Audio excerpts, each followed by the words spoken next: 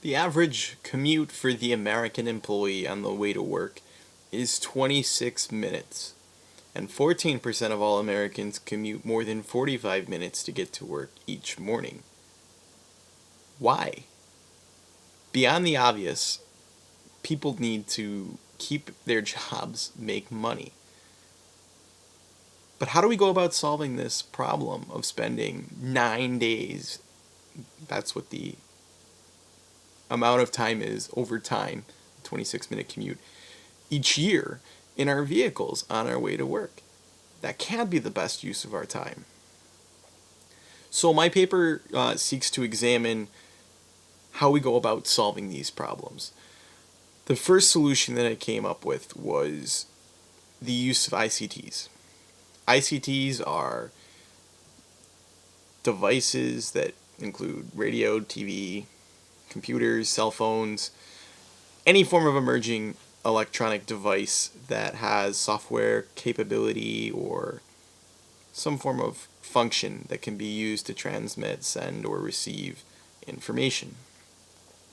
It's been a boon in the telecommunication space. Me making this presentation right now is true representation of that.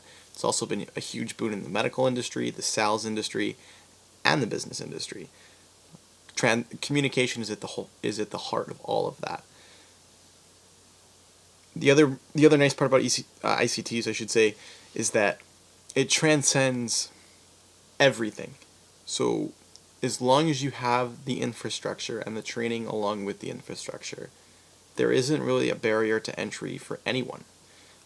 I could use it, my mom could use it, someone else could use it. It's open to all genders, it's open to all ages. The use of these technologies too can promote some work from home too, simple data entry. Obviously there are things, that we'll never be able to replace, such as someone to scan your groceries. Outside of a computer doing that for you, the person actually has to show up to work to do that job. You won't be able to do that from home, but there's so much work that can be done through home, through email, through video conferencing, all these uses of ICTs that make that possible. The other suggestion that I have to solve this problem is to plan your travel. A lot of times, we spend 10 or so minutes in the morning getting ready, if you're like me, to make that morning commute.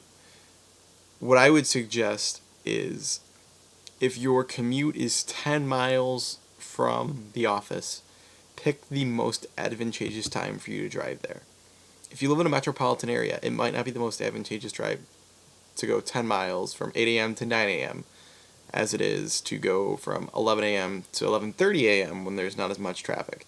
You can get more work done and be more productive during that time period. Maybe work a non-traditional schedule or work with your bosses to determine a schedule that best meets your needs. Say you work at home in the morning and then continue to work in the physical space in the afternoon. You could also carpool. Generally, if you get a group of people that you like to work with, you can form a camaraderie with those people. People that are happier are generally more productive, more loyal to the company as well. And in terms of human capital, that's ever so important. 14% of employees are more happy or more productive, I should say, when they are happy. The other thing to add is you can use public transportation. Public transportation gives you the opportunity to maybe do some work while you're on the way.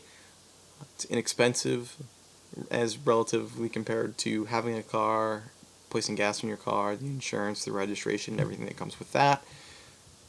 It also is generally offset by the cost of living. The cost of living generally requires salaries to go up.